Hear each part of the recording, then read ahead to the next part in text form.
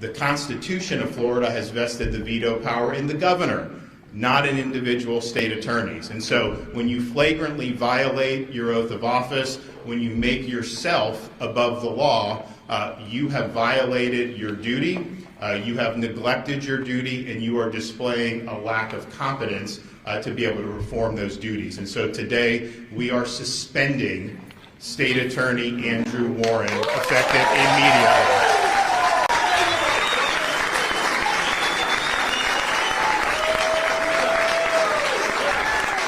You just watched Florida's fascist Governor Ron DeSantis announce the suspension of State Attorney Andrew Warren for refusing to enforce Florida's draconian and bigoted laws concerning abortion and gender-affirming care for trans youth. Now, as we talk about this particular story, it's going to become abundantly clear why Ron DeSantis is so threatened by this individual. Now, in response to this news, Warren released this statement via Twitter. Today's political stunt is an illegal overreach that continues a dangerous pattern by Ron DeSantis of using his office to further his own political ambition. It spits in the face of voters of Hillsborough County who have twice elected me to serve them, not Ron DeSantis. In our community, crime is low, our constitutional rights, including the right to privacy, are being upheld, and the people have the right to elect their own leaders, not have them dictated by an aspiring presidential candidate who has shown time and again he feels accountable to no one. Just because the governor violates your rights doesn't mean they don't exist. And that is a really strong and powerful rebuke of Ron DeSantis.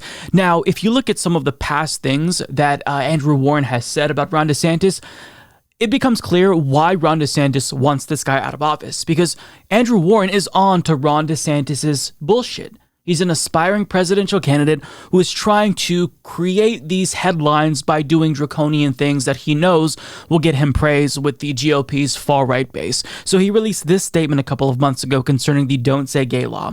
I'm disgusted to see the passage of the Don't Say Gay bill. At a time when our state needs to unite to solve important problems, this bill fosters prejudice and hatred, and our society already has enough of both. We deserve elected leaders who care more about public policies that help Floridians than partisan tricks to divide us. And that's exactly correct. Ron DeSantis has absolutely no substance whatsoever. The reason why he continues to distract with culture war issues, banning math books, citing CRT, is because he just wants to create headlines, because all he's concerned about is his own career. He's not trying to address the housing insecurity issue in Texas. He's not trying to address environmental issues, income issues, worker rights. So all he does is punch down on the most vulnerable, try to consolidate as much power as possible to come off as this strong leader, because he knows that that's what the GOP base likes. And that's it. That's all that Ron DeSantis is. That's all fluff, no substance whatsoever. Now, more details on this story courtesy of Daniel Villarreal of LGBTQ Nation, who explains Warren had recently signed an open letter shared by the state prosecutor coalition Fair and Just Prosecution, opposing the criminal prosecution of abortion seekers, aiders, and providers. On July 1st, a state law went into effect forbidding Floridians from getting an abortion after 15 weeks of pregnancy, a period of time in which some women may not even realize that they are pregnant. He also joined a statement signed by prosecutors all over the country in June of 2021, saying to use our discretion and not promote the criminalization of gender-affirming healthcare for transgender people. Other states have enacted legislation banning gender-affirming care for minors, but Florida hasn't. DeSantis still cited this letter as proof that Warren thinks he has the authority to defy the Florida legislature. So Andrew Warren is simply doing his job by representing what his constituents in Hillsborough County want. But Ron DeSantis can't have it. Why? Because he's a thin-skinned authoritarian, and anyone who criticizes him is going to be on his target. Now, the way that they teased this announcement, it really shows you who these people are. So his press secretary, Christine Pushaw, DeSantis' press secretary to be clear, tweeted this out yesterday. Major announcement tomorrow morning from Governor Ron DeSantis. Prepare for the liberal media meltdown of the year. Everyone get some rest tonight, wink. So this is who these people are. They don't actually care about Floridians who face housing insecurity, food insecurity. They don't care about anything. They don't actually want to take on corporations. They don't actually want to defend freedom of speech, as Ron DeSantis claims he wants to do. They're just all about the theatrics. That's what this administration is. But unfortunately, that's what plays really well in the GOP base. To the point where, oh, look at how much this new announcement that's draconian and anti-democracy is going to trigger the libs, LOL. I can't wait to see their reaction. This is his press secretary. I mean, these people are psychopaths. Now, as they do these terrible things, Ron DeSantis will maintain that he actually cares about LGBTQ plus people, and hate is not welcome in the great state of Florida. And as he does things like this, he has the audacity to claim that this is all to support the most vulnerable people in the state of Florida, because if you don't enforce the laws, then you're not helping marginalized people. Take a look. When you uphold the rule of law, you are protecting the most vulnerable in our society. That's why we have a rule of law. And so I think today's action is obviously warranted. I know that there'll potentially be some Florida Senate could potentially see this depending on how things are going out. But I just think that to take a position that you have veto power over the laws of this state is untenable. And I think it warrants the suspension and eventual removal of office. But yet it's okay for Ron DeSantis to exercise veto power over the voters of Hillsborough County in order for him to assert total control. It's just ridiculous. Now, he's doing the same thing that other GOP lawmakers across the country are doing, trying to target the healthcare providers who offer women abortions, who offer youth gender-affirming care. So as Orlando Weekly explains, Florida Governor Ron DeSantis says doctors who provide gender-affirming care for trans youth should be sued. So we are talking about healthcare that is medically necessary, that reduces rates of depression and suicidality. But he's saying any doctor who provides this type of healthcare, they should literally be sued and lose their license to practice. This is truly authoritarian. It's absolutely authoritarian, but this is what the GOP is doing. They target teachers, they target doctors, they target the people who serve our country the best, and then they portray themselves as heroes as they punch down on the most vulnerable people. Now, on what basis did he release this memo? Did his Department of Health release this memo basically prohibiting gender-affirming care for trans youth? Well, by twisting the science to misrepresent studies about transgender youth, as this Vice article talks about. So let's dive in a little bit here. When Dr. Ken Page published one of the first large-scale analyses of gender-affirming care on transgender children, in 2018, the paper was celebrated as a vital contribution and even made its way to the homepage of the R Science subreddit. Though the evidence was limited, the review suggested that hormone blockers and hormone replacement therapy could help alleviate gender dysphoria and make transgender youth feel more at home in their own bodies. 4 years later, Peng was shocked to learn that his research was being used by Florida's Department of Health to justify denying gender-affirming care to all minors in the state. The department cited Peng's work in a memo issued in April after the passage of Florida's so-called Don't Say Gay law. The memo even recommends against social transition, which can include changes as simple as using new pronouns or wearing different clothing.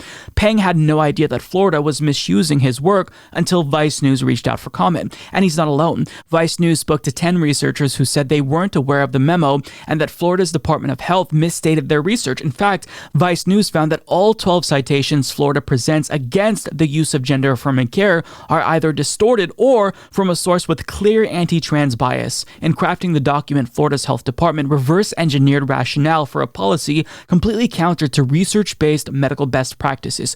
Quote, "No, this is not an appropriate use of our work," another researcher cited in Florida's memo told Vice News via email on the condition of anonymity, as they were not authorized by their institution to speak on the record. This does not mean denying transgender youth, and certainly not gender-affirming care. Yeah, so this is what these fascists have to do. They have to misrepresent studies in order to fit their disgusting draconian agenda, because science is not on their side.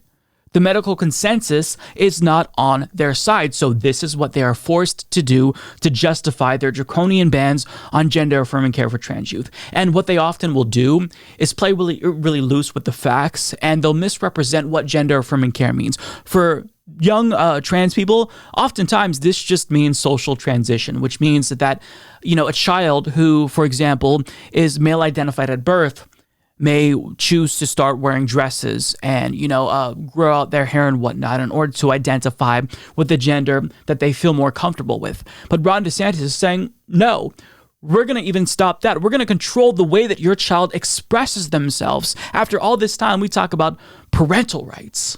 Really? So you're literally controlling the way that children in Florida express themselves and you're still this supposed warrior for free speech. And they pretend as if, oh, well, the reason why we're against gender-affirming care for trans youth is because we don't think that you should mutilate the genitals of these children.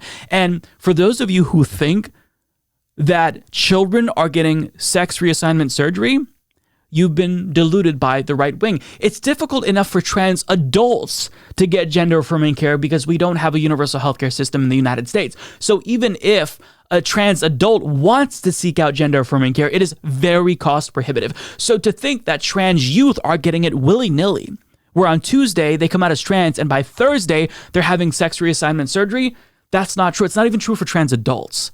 So they lie, they manipulate people, and this is the way they enact their agenda. This is the way that they cultivate support for their lies. And another lie, actually, speaking of studies with regard to gender-affirming care, was just shot down. So you know how we've been hearing about how this rise in transgender people and people identifying as trans is simply because it's a fad and it's becoming more popular?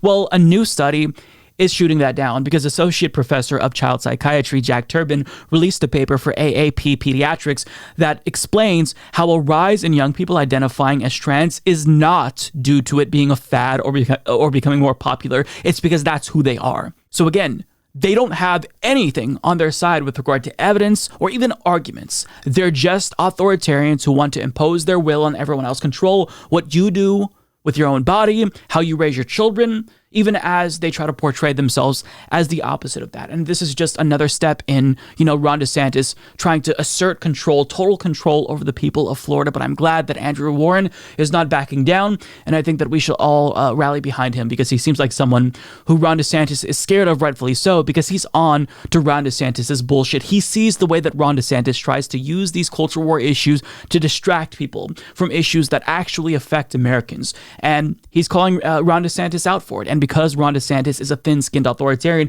he just can't let it stand, which is why he is now going after his political opponents to basically solidify his consolidation of power, which is predictable, but, it's still something that is completely unacceptable.